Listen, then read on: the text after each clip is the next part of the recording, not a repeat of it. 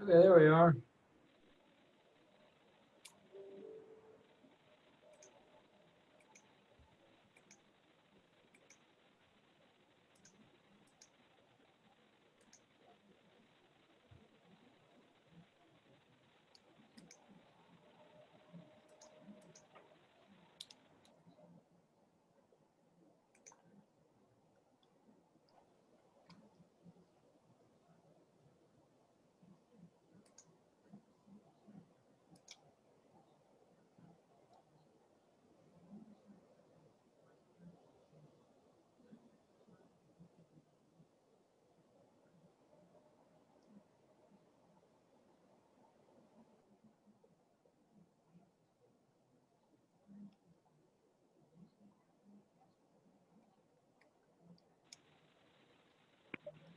Mr. Chair, this is Jennifer. It looks like we have everybody that we are expecting, minus Commissioner Schultz. And I'll note that her arrival when she comes on. Perfect. Well, we'll go ahead and get started then. Welcome everybody to the October 7th Historic Preservation Commission meeting. My name is Taylor Fudge and I'm the chair of the HP Commission. As you're aware, during the COVID-19 pandemic, no physical location will be provided for these particular meetings. Instead, we will be live streaming from remote locations. As a reminder for everyone on today's call, we've muted everybody's mics except for commission members. We would request that everyone joining us today, please keep your microphone or phone muted until you are called upon to speak. This will help us minimize distractions, make sure everybody can heard, and hopefully get us out at a reasonable hour. As instructed in the agenda, those who called or emailed in advance to let us know your name, contact number, and agenda item that you wish to speak about will be recognized first. Before the commission votes on each item, I will ask if any members of the public wish to speak, and anybody speaking will be given 3 minutes to relay whatever information they may have. Since you are muted, when I call on you, please unmute yourself. On a phone, you'll press *6, state your name and address for the record. That is extremely important. And on your desktop or laptop, you'll hover your cursor over the microphone icon to remove the red line. Again, please indicate your name and address when you are speaking. If we do lose connections for this particular meeting, the meeting will be stopped. We will reconvene once the connection is restored. If we're unable to restore within 30 minutes, any remaining items for consideration will be continued to the next regularly scheduled Historic Preservation Commission meeting, which takes place on Wednesday, November 4th at 2 p.m. by video conference. The agenda and documents are located at agenda.okc.gov. Please select agenda on the right side of the Historic Preservation Commission meeting to see all of the items being discussed. Written comments received more than 24 hours before the meeting are posted online and were shared with commission members, and no new materials can be shared during today's meeting. So with all of that being said, Jennifer, can you please call roll? Thank you, Mr. Chair. Commissioner Fudge? Present. Commissioner Ryman Philippe? Present. Commissioner Brown? Present. Commissioner Meacham? Present. Commissioner Milner? Present. Commissioner Schultz? Present. Commissioner Zacharitz? Mr. Chair, you have quorum. Excellent. Thank you, Jennifer.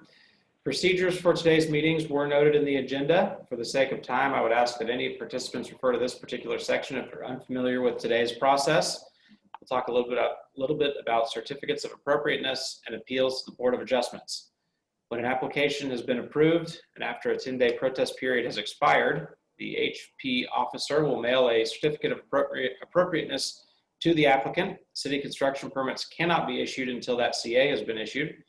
If you need information, please contact HP staff for final design review or inspection, or to withdraw items that will not be completed. Regarding appeals to the Board of Adjustments, any person aggrieved by any decision granting or denying a CA may appeal to the Oklahoma City Board of Adjustments. All appeals shall be made within 10 days of the commission decision by filing written notice of appeal with the clerk of the Board of Adjustments. And with that being said, we could move to item number 2. Katie, do we have any news from the Office of the Historic Preservation Officer? Nothing to report except that we anticipate Wednesday or November's meeting. Today is Wednesday. We anticipate the meeting in November to occur virtually. just as this one is. The legislation that allows us to have these meetings remotely expires on November 15th. So after that, we, if nothing else is done to continue this process and of allowing us to have virtual meetings, then we may be looking at in-person meetings starting in December, but we will keep you all informed as that proceeds. Perfect. Thank you, Katie. We can move to item number 3, which would be approval of the minutes from the September 2nd meeting. Have my fellow commissioners had a chance to review those minutes? And if so, do we have a motion to accept or modify?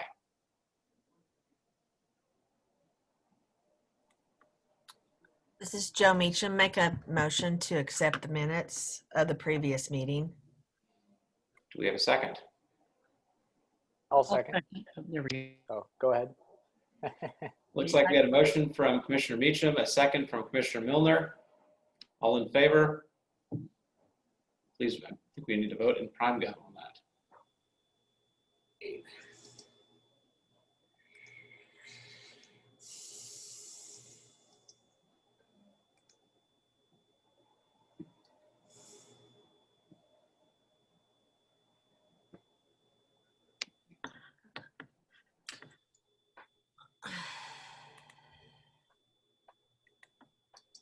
No.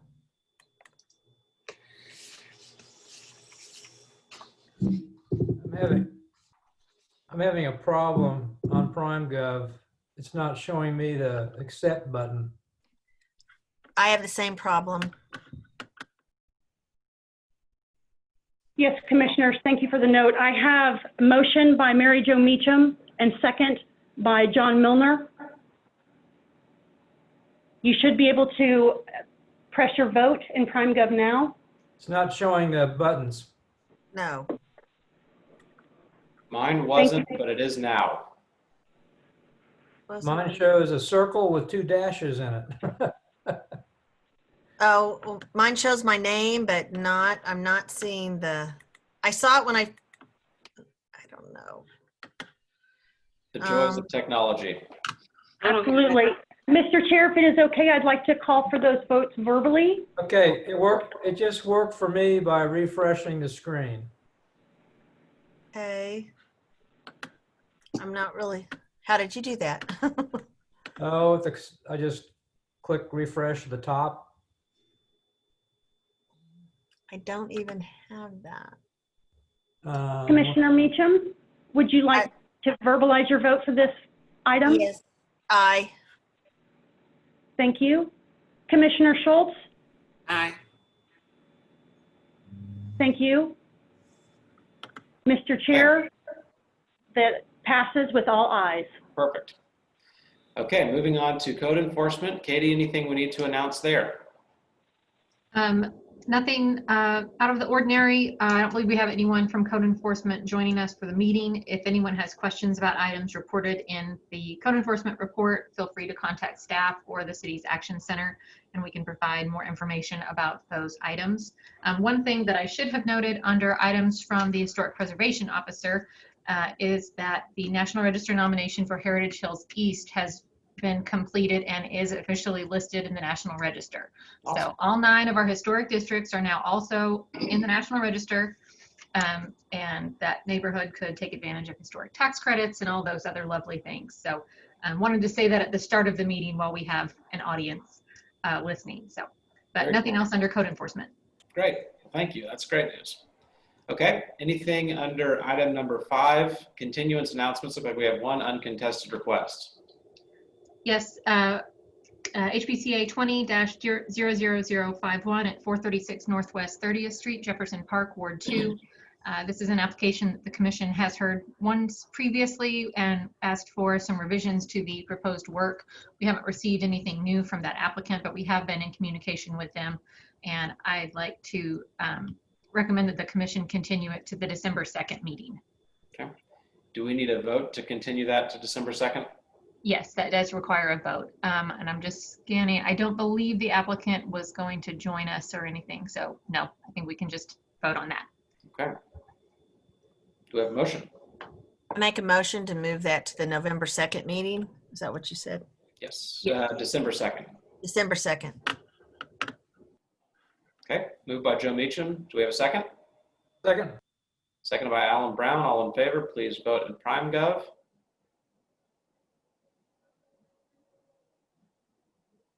Hopefully it's working for everybody at this point. Mine is not. I'll vote verbally Oh. yes. It's not for me. I vote verbally yes. Worked for me. Uh, Well, that item was passed. It will be continued for the December 2nd meeting. Katie, what do we have under item number 6 regarding public hearings and National Register nominations and consent dockets? We can take those in order. We, no dilapidated structures. We have 3 National Register nominations on this month. The first one is NRHP 20-00005 at 300 and 304 Northeast 3rd Street and 316 North Central Avenue, and that's in the Downtown Business District, Ward 7. This is an application by Sarah Warnicki, although now Jennifer Bailey, representing the Oklahoma State Historic Preservation Office, National Register Coordinator, for consideration and possible action on a resolution regarding a proposed National Register nomination. This is the Sidney and Mary Lyons Residence and Commercial Historic District.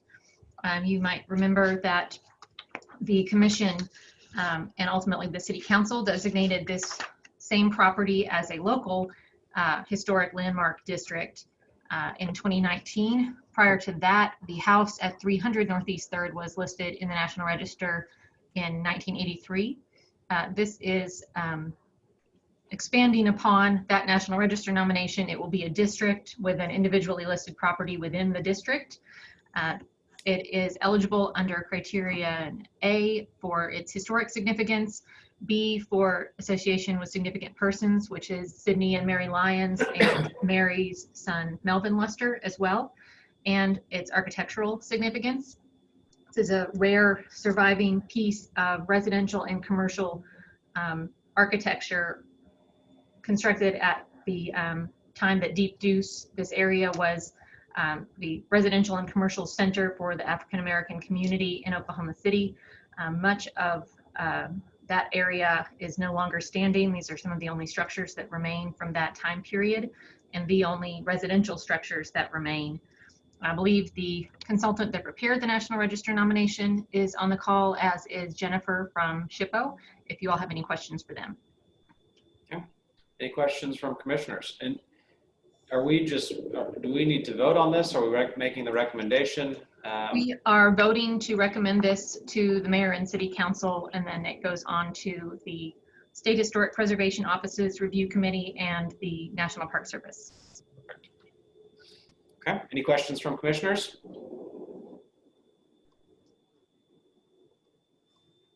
Does anybody from the public wish to speak on this particular recommendation or nomination? Do we have a motion to recommend this? Yes, I recommend the nomination. I move we recommend the nomination to the mayor and city council and adopt the resolution. We have a second. I'll second. Moved by Commissioner Brown, seconded by Commissioner Ryman Phillip. All in favor, please vote in PrimeGov. Joe Meacham, verbally yes. Linda Schultz, verbally yes. Mine's not coming up. You guys are going to enjoy that all afternoon. Yeah, mine's not either, so it's Alan Brown, verbally yes. Thank you, commissioners. Okay, that has been passed. We'll make the recommendation. Let's move on to item number 2. Katie, do you want to take that one? Yes, this is National Register, a National Register nomination for the Whittier School at 1900 Northwest 10th Street. This is zoned R2 and it is located in Ward 6. Again, application by Sarah Warnicki, Oklahoma State Historic Preservation Office, for consideration and possible action on a resolution regarding a proposed National Register nomination for Whittier School. The school was constructed by Oklahoma City Schools in 1910, 1911 as the city's population and the district's enrollment was booming. It was designed, as were many other Oklahoma City schools in that era, by prominent Oklahoma architect Solomon Andrew Layton and is in the classical revival style. It's significant under criterion C for architecture and is also significant under criterion A for history due to its association with the New Deal. It served as a public nursery school for workers who were employed in New Deal era projects and was the only one in the city at the time. And we anticipate this property utilizing historic tax credits for certified rehabilitation. The consultant who wrote the National Register nomination is available on the call, as is SHPO staff. Excellent. Do we have any questions from commissioners on this particular recommendation? Anybody from the public? Sorry, can you guys hear me? Yep. Yeah, I just have a quick question. Is this in conjunction with a specific project plan for this property, or is it just a proactive listing on the register, or what are the plans for this property? This is Catherine Montgomery with the Preservation and Design Studio, and we wrote this nomination on behalf of our client. Catherine, we can barely hear you, or at least I can barely hear you on my end. Can you Sorry to hear me? interrupt. Is this better? A little bit, but not great. Okay. Can everybody else hear me? I think you're good if you project. I'm okay now. Projection is not a problem. So Catherine Montgomery with the Preservation and Design Studio. We wrote this nomination on behalf of our client who recently purchased the building last year and is looking forward to doing an apartment project. Right. No, that's great. I'm always curious because I feel like, that's always a big part in preservation, having viable new uses for existing properties. And it's always great to, preserve the character of the original building and adapt it to something that will be useful for the current time. So anyway, appreciate it.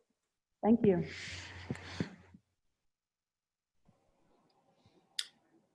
Any other questions from commissioners? And does the applicant have anything that they wish to add on this particular item? Nope, I think that covers it. Perfect. To Sarah Warnicki with the SHPO. Thank you. Okay, do we have a motion for recommendation? This is Joe Meacham. I make a motion to recommend this to be forwarded to the City Council. Do we have a second? I'll second. Linda Schultz. Moved by Joe Meacham, seconded by Linda Schultz. All in favor, please vote in PrimeGov. Joe Meacham, verbally yes. Linda Schultz, yes.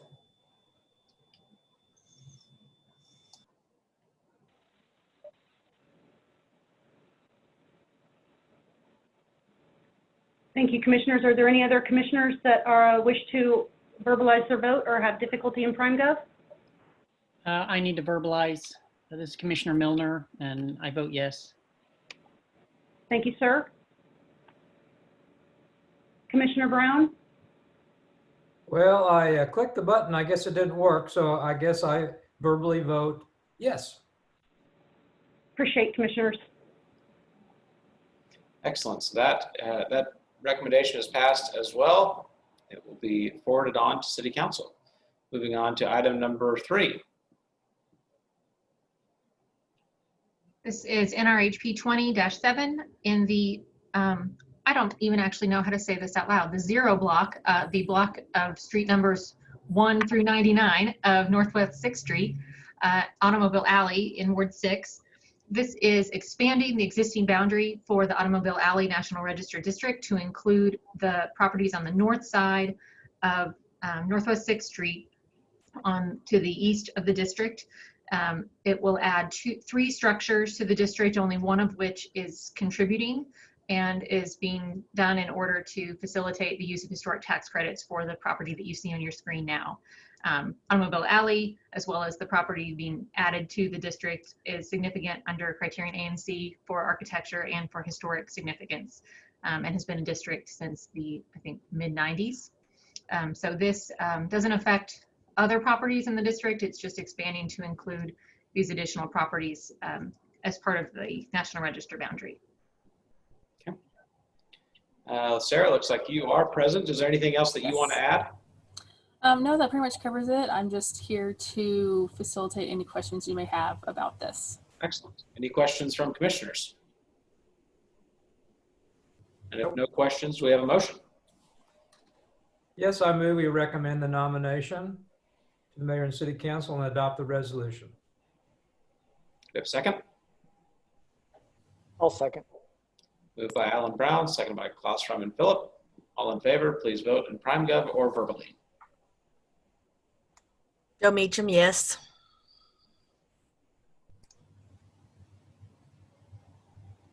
Linda Schultz, yes. That recommendation is passed as well. It will be forwarded on to the mayor and city council. Okay, moving on to item C, the consent docket cases. Looks like we have a couple of them. We have 2 items on the consent docket. Staff can answer a question if anyone has a brief question about either of these, or we can pull them for individual discussion if there are further concerns. Otherwise, we can take a motion to approve the consent docket. Any questions, or do we have a motion? I make a motion to approve the consent docket. Second.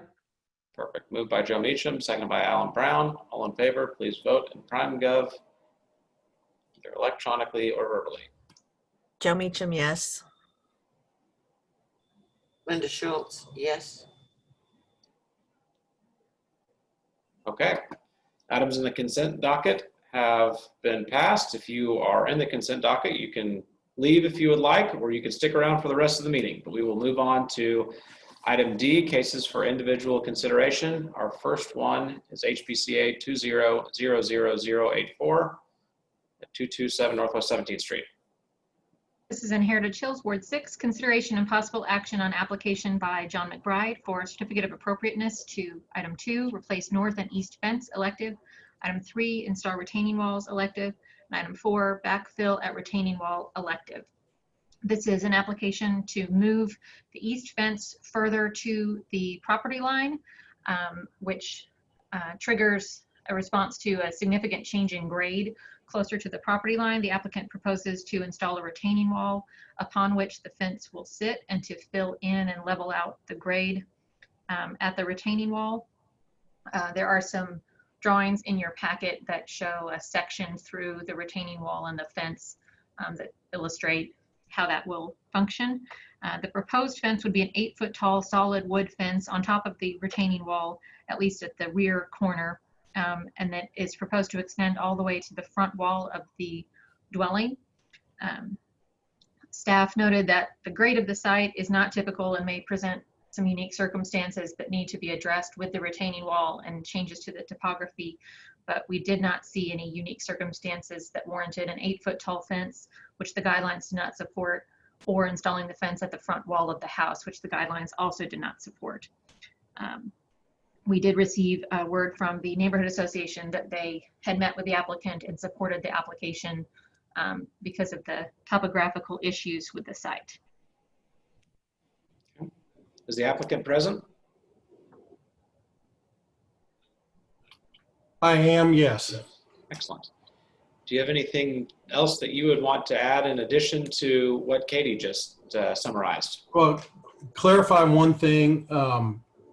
The only fence that I'm proposing to move is the east fence on the east side of my property. The north fence, just to clear it up, that is the fence between me and the property behind me. And that's not even under consideration in this. The retaining wall that I am proposing is just about 10 feet long across the city easement back in the northeast corner of my property. And it does not extend the entire length that was shown in one of those pictures. I do have a set of objectives that I could go over with you that I'm trying to accomplish in this, and a couple of what I think are key points that do point out fairly unique circumstances all along the fence line that do justify an 8-foot fence. And if y'all are just sitting and listening to me, I'll continue if that's okay. Chairman Fudge. I'm interested. That would be my question. If you could explain why you need the 8 feet. Okay. The property drops off, and I don't know if I can get the person running this to direct. Give me a second here. The one that's, yes, that one right there. Okay, slope between the dwelling and the residence to the east. My property is the one behind the chain link fence through the bushes on the left of this picture. The fourplex that gets cited several times is the brick building to the right. The property line runs approximately from the word dwelling underneath the D in dwelling back toward, or in the middle of that word, back kind of toward the trees, back toward the back. The slope is entirely on my property, and the flat part where these 2 air conditioner units are is on the property that belongs to the fourplex to my east. My fence, the existing chain link fence, is about 3.5 feet tall on what I would call the flat part of my yard. And where the picture is taken right there, it's hard to tell in this photograph, but that is a 3.5 to 4 foot drop across about 10 feet. And that's pretty much an average drop. It does get less toward the back of the property. And this view, again, is looking north from the front toward the back. I put a 6 foot tall stick with a laser level on top on the property line right about where this picture was taken. And that would translate, a 6 foot tall fence would translate to a 29-inch tall equivalent fence up on the graded part of my yard. Basically, it would be a knee-high fence. It would be a foot shorter than the chain link fence that's there now that does not offer any privacy whatsoever between us and the neighbors. The other issue that I'm trying to settle with this is the ambiguous ownership of this property. And with our fence, existing fence up on the graded part of the yard, it appears as though this slope belongs to the fourplex. And indeed, you can see some rocks in that picture. Tenants have scavenged rocks out of what used to be a little stacked rock retaining wall. Tenants in the fourplex and built or lined their flower beds out in front of the apartment. They have leaned stuff up against that slope and spray painted them. They have disposed of garbage back there. In other words, they kind of treat it like it's theirs. It's actually my property. And then the other issue that I have as a homeowner is all of those trees I can't get to easily without effectively trespassing on my neighbor's property to get access to them.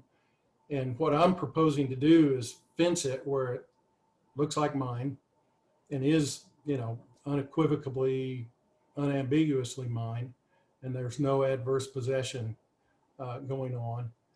And also issue some privacy. The other thing you can see in this picture is the windows of the fourplex start about 2.5 feet off the ground, and you really can't see the windows on my property, but from the bottom of my windows on the first floor to the bottom of their windows, the chain link fence doesn't even cover that.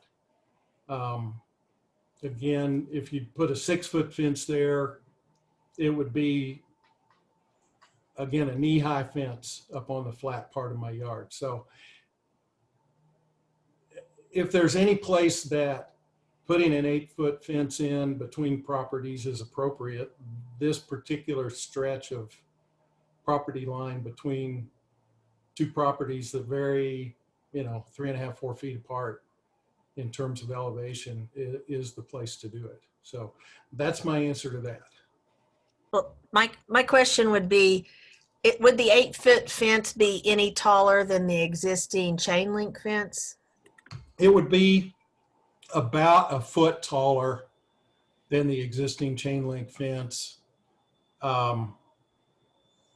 It would not be taller than the fence at the back of my property. In fact, it would,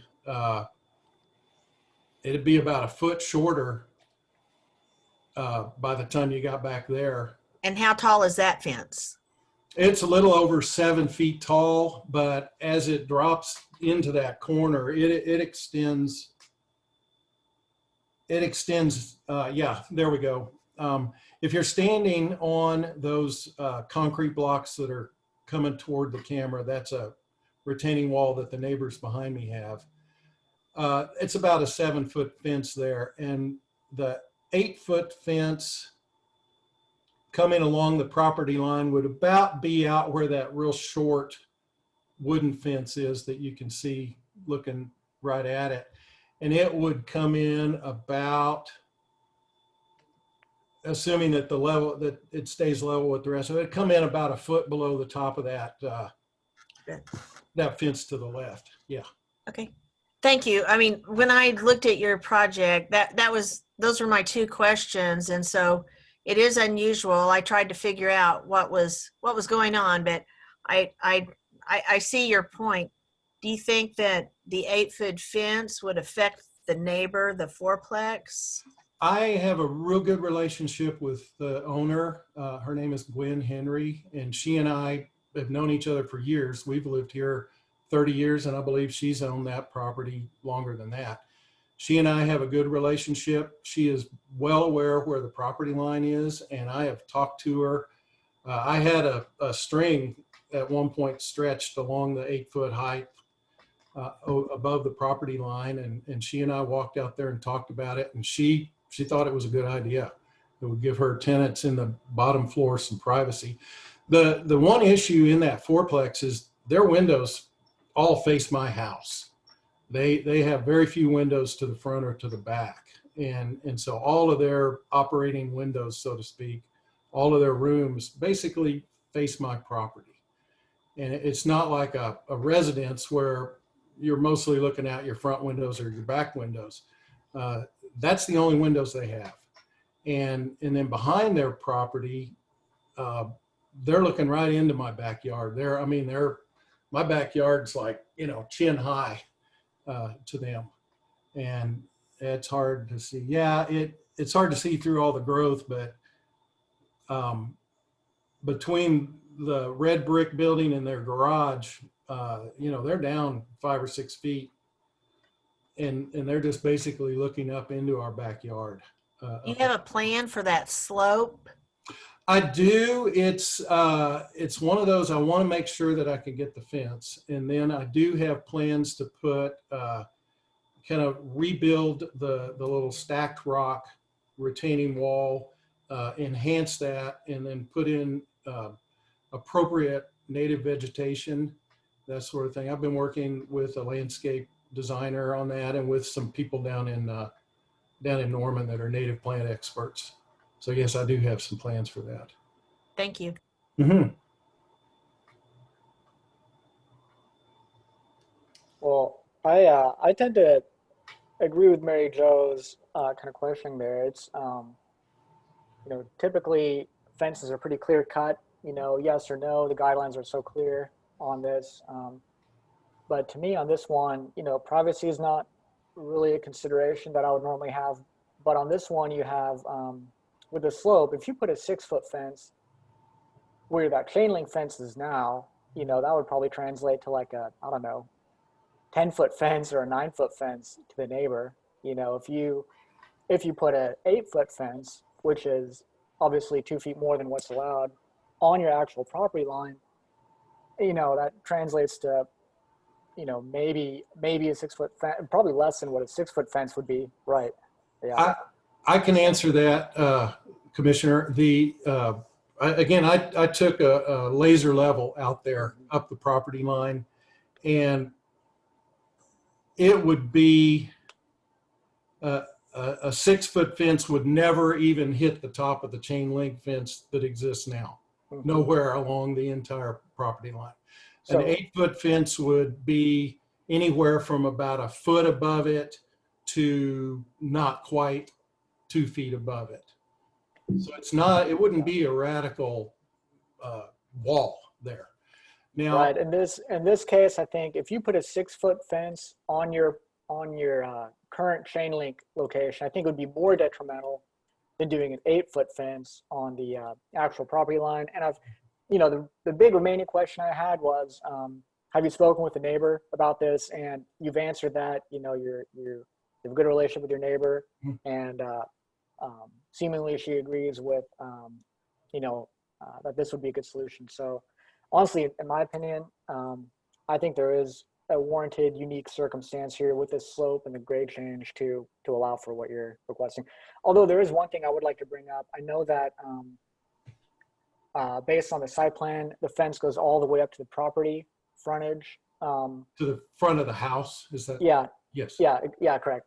So that's the one modification that I would probably request. I think, the guidelines are so clear on bringing it back to the 40%. The chain link fence, it's transparent. It's not as impactful maybe, and I understand that's a current condition. But with a 8-foot or a 6-foot fence, whatever condition that would be, I think that would be more of a solid wall there. So I'll request maybe moving that back. I do want to make clear that my intention is not to continue all the way to my house with an 8-foot tall fence. It would be whatever level it is out there over the property line, just draw a level line up to where it joins my house. And so it would come, the bottom of the fence would come up the hill and then flatten out and maybe be 4 feet tall up there by my house. To address the I'd like to ask setback. a question, John. Yes, sir. Try to get an word in edgewise here. Oh, I'm sorry. Yeah. It's okay. Good discussion. But the embankment, is it the same from the back of the property to the front? Is there a picture of the front from the front that shows the condition, the front of the house? Out the front yard, we have landscaped. I was just asking about the embankment. Is that about the same? It is very much still there. Still Yeah. Okay. It's hard to tell in that photo that we're looking at right now. That's okay. I just wanted that question. So it's about the same. My yard's flat, and then it takes a dive to the east. And until we did this landscaping last summer, it looked like that slope belonged to my neighbor. Gotcha. And So now, if we allow this 8-foot fence on the property line, are you saying that it's less than height-wise a 6-foot fence in the location of your existing chain link fence? it would be, let me do some mental math here. Yes, it would be. Yes. How tall, had you use a level, the 8-foot fence, if it was at the top of the embankment, how tall do you think that would be? If you can see in this particular picture here, there's a large tree that is just kind of to the center. That tree straddles the property line. Yeah. Okay, so from, if you go, and I think the front of our house is probably, well, the front of the fourplex sticks out 12 feet further to the south than the front of our house. So you go back a few feet to the front of theirs and then another 12 feet and you're at the front of our house. So you're quite a ways back from the front of their house. I got you. So let me ask it a different way. So you put that 8-foot fence on the property line. You said when you take it back to your house, you're going to keep the top level. How tall is it where it abuts your house? It would be 4 feet. 4 maybe, feet? maybe a little bit above 4 feet off of the ground level there. Yes. Quite a bit less than a 6-foot fence. Yes. That Yes. was my question. So based on that, it's always a question of, do you measure, I mean, if you took that level of your lot to the property line and put a retaining wall in, and you measured a fence from your side, it would be less than 6 feet probably. That's my point.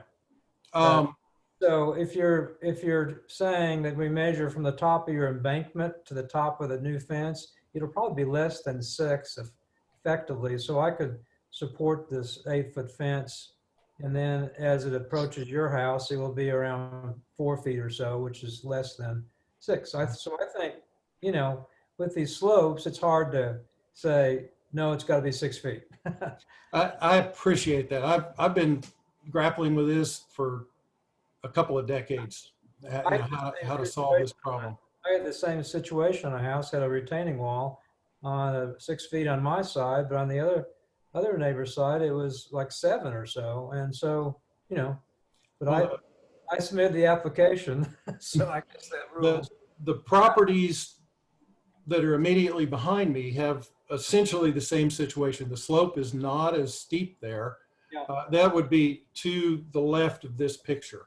That retaining wall, yeah, you have to look real close at it, but there's a little red brick set of on top of a retaining wall that continues all the way to the north between it would be 224 Northwest 18th and 218 Northwest 18th. And it's the uphill, we're standing on the uphill side, downhill. That's a 30-inch retaining wall with a 6.5, 7-foot fence on top of it.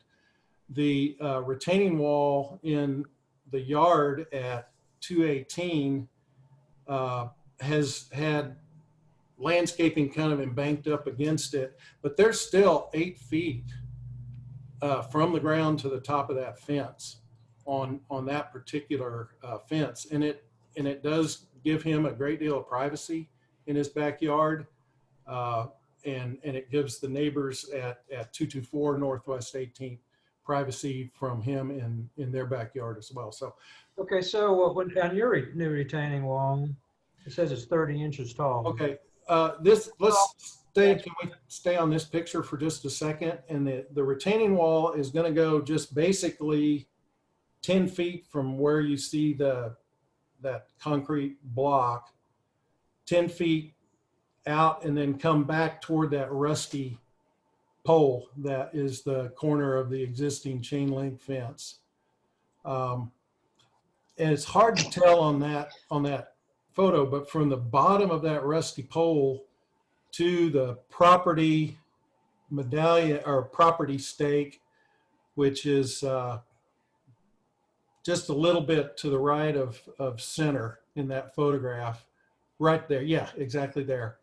That's a 3-foot drop. And that really, this downward swath across the easement is the worst washout and erosion on my property. And I really don't want a retaining wall any further south than that, but just across this little piece here, and then come back up to basically run parallel to the one that belongs to my neighbor behind me. Okay, can I ask another question, John? Sure, certainly. So we'll have a 30-inch retaining wall, the back of the property, and then it'll go to the south and it'll abut your 8-foot fence. So there's going to be an 8-foot fence on top of your retaining? No, my proposition is to bring that fence at ground level on the property line until it hits the retaining wall, and then the retaining wall is here, so it's about 2 feet higher than the fence, and then the bottom of the top of the fence stays level, and then the fence just continues. So the fence will probably be shorter than 8 feet there. It'll be it'll it'll match the height of the other fence. Okay. That's a question. 6.5 feet. Yeah. Your drawing says the retaining wall is 30 inches, but I picked 30 inches. That's 3 courses of concrete blocks plus a 4-inch concrete block on top. And yeah. that's, I think, what it's going to take to make an effective wall back there. So the wood fence will be, That belongs to Tom Brown, and I have talked to him about it, and he is really happy with me making my fence his new fence across that little section of property. that's fine. I was just trying to determine the height. Yeah. So Yeah, it would be taller than that existing fence there. it'd be about 5.5 feet of wood. Mm, Retaining yeah. wall. Yeah, that, Okay. That's all my questions. okay. So it sounds like we've got at least some consensus on the fence. How do we feel about where it is? How do we feel about the setback? Are we good with it coming all the way to the front, or do we need that setback? It needs to be set back to the, what is it, what is it, Katie, 60%? 40%? 40%, yep. Or it could be set back 6 feet if it was transparent.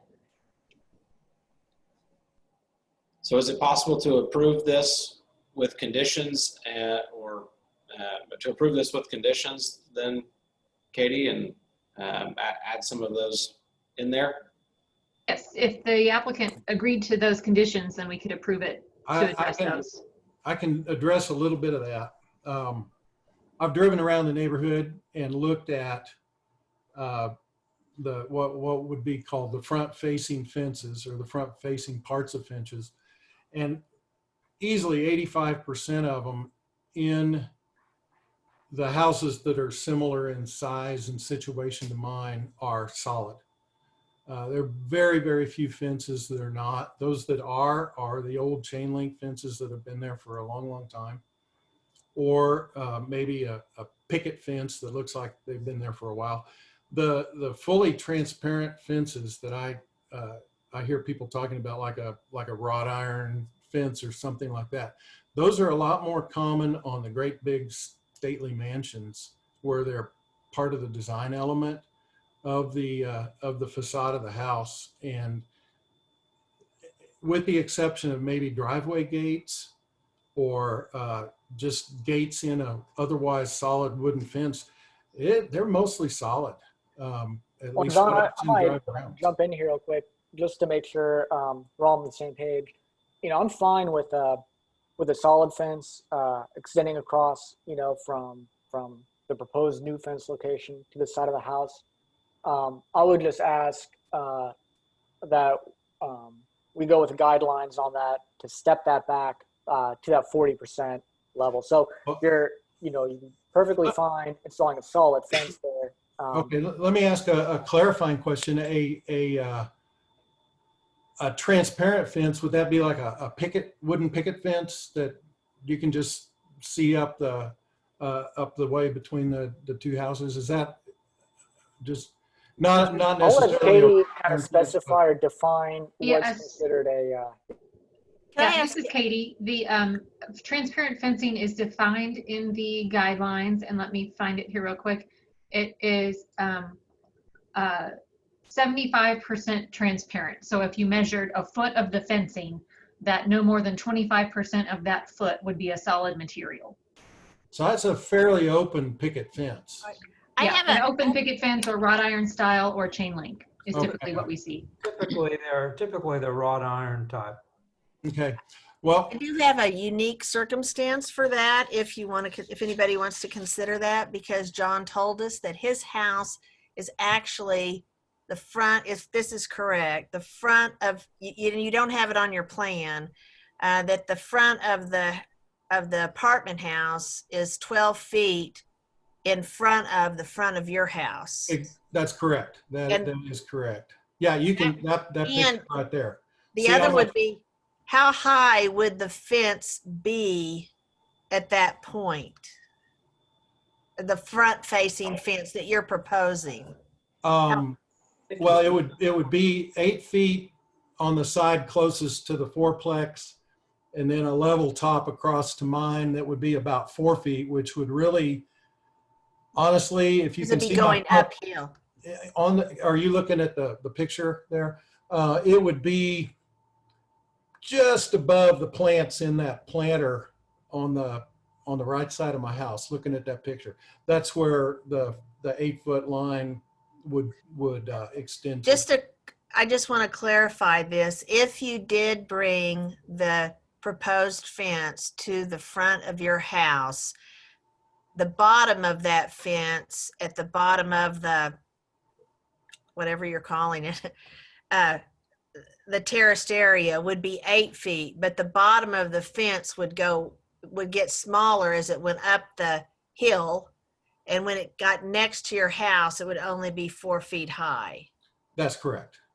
That feels relatively transparent to me. Those two things would, in my mind, be a unique circumstance in this. Is there any way, John, that you could push it back any degree, any amount from that point? Without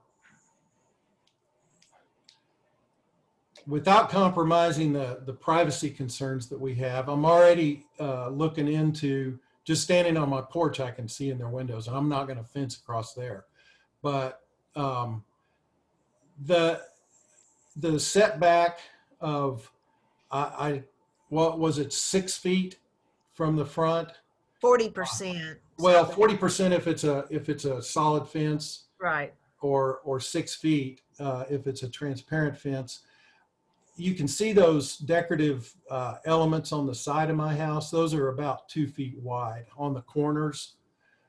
There's one on the right side corner in that photograph as well. If you go around the corner on that, you're right exactly into a gang of windows in one of our rooms. I think it used to be yeah, there we go. There. Yeah, this is good. The 8-foot tall fence would come in just below that window ledge that you can see on the right side of my house there, at the front of the house. I'm not as concerned about the height at the front. I'm concerned about the setback on the front. And okay. Personally, I would like it set back a little bit. I feel like there's some concessions that if I moved it back past that column, that would be about 2 feet, and that would aesthetically it would tie fine. I could do that. I don't know. I feel like the guidelines are pretty clear on this one, and we've had similar cases come before us pretty regularly where people want to step the fence forward. And I guess for me personally, I just don't see a unique circumstance. Well, except for the fence already being there. I'm sorry, except for the fence already being there. Sure, but we don't, but firstly, it's transparent. So if you wanted to, you could put one 6 feet back, if you wanted to with a transparent fence. So, that'd be fine if that's your option to do that if you wanted to go that route. If you were to continue the opaque fence, the solid fence across, my feelings would be follow the guidelines and match that, at least the 40% back. But those are just my I have a final suggestion. Wonder if you left the chain link fence that faces the front there and tied that into the long 8-foot, would that work? That would work with me. That fence does need a substantial amount of repair, but I could do that and put a new gate in there, and that if that would meet the requirements, I'd be happy to do that. This is Commissioner Schultz, and I can support that. I really agree with the setback. Yep. And if there's some way that we can, that Mr. McBride can make that work, that's easy for me to support. Yep, that's where I'm at too. And just keep in mind with the setback, if I set back, it goes back halfway on the on the fourplex next to me. Right. I think what's being discussed is the 2-foot setback with the chain link fence facing the street. Okay. Yeah. Or leaving it in place. You could leave it in place, correct, people? I think just not tear down that part of the fence. Or if you replace it with a transparent,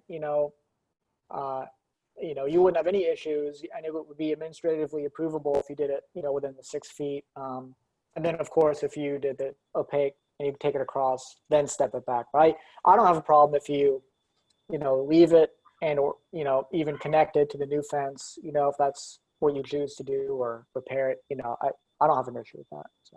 Well, I am willing to take a continuance on this and draft up some much more comprehensive plans on that and bring it back next meeting or the Okay. meeting. Would you like to do that, John? If that would help everybody be real comfortable with what I'm suggesting. And I just need to understand what's